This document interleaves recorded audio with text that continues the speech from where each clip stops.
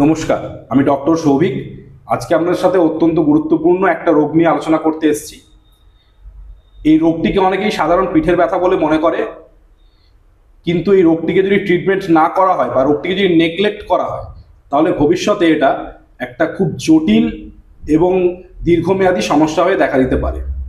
রোগটির নাম হলো অ্যাঙ্কাইলোসিস স্পন্ডিলাইটিস বা সংক্ষেপে অ্যাংস্পন্ড, যেটাকে বাংলায় আমরা জয়েন্ট শক্ত হয়ে যাওয়া স্পন্ডিলাইটিস বলে থাকি। এবার প্রথমেই আসি, অ্যাংস্পন্ড রোগে কি সিমটম দেখা যায় বা কি কি লক্ষণ দেখা যায়।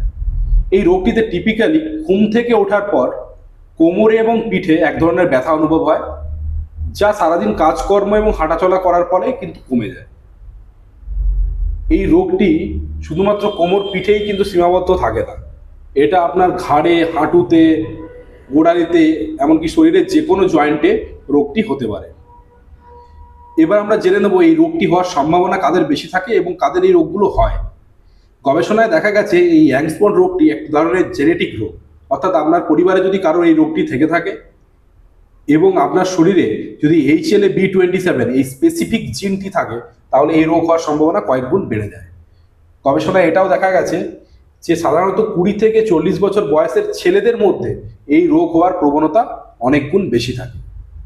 এবার যে প্রশ্নটা উঠে আসে সেটা হলো, এই রোগটিকে আমরা ট্রিটমেন্ট করাবো কেন, বা ট্রিটমেন্ট না করলে কি কি কমপ্লিকেশন হতে পারে। এই রোগটিকে যদি ট্রিটমেন্ট না করা হয়, ধীরে ধীরে জয়েন্টগুলো একে অপরের সাথে জুড়ে যায় এবং জয়েন্টের মধ্যে যে ন্যাচারাল ফ্লেক্সিবিলিটি এবং স্ট্রেচেবিলিটি থাকে সেইগুলো ধীরে ধীরে নষ্ট হয়ে যায়। এর ফলে পেশেন্টের সাধারণ দৈনন্দিন কাজকর্ম করতেও কিন্তু সমস্যা হয়ে দাঁড়াতে পারে। এবার আমরা জানবো এই রোগটিকে আমরা প্রিভেন্ট করব কি করে, বা এই রোগটিকে ট্রিটমেন্ট কি করে করাবো। আমার সকলের কাছে এটাই অনুরোধ, কোনো ছেলের যদি এই ধরনের সিমটম দেখা যায় তারা অবশ্যই ডাক্তারবাবুর সাথে পরামর্শ করবেন। এই রোগের ট্রিটমেন্ট হিসেবে কিছু ওষুধ এবং মেন যেটা ট্রিটমেন্ট সেটা হলো এক্সারসাইজ এবং ফিজিওথেরাপি। এইগুলোর মাধ্যমে কিন্তু এই রোগটাকে আমরা কন্ট্রোলে রাখতে পারি বা রোগটাকে আমরা প্রিভেন্ট করতে পারি।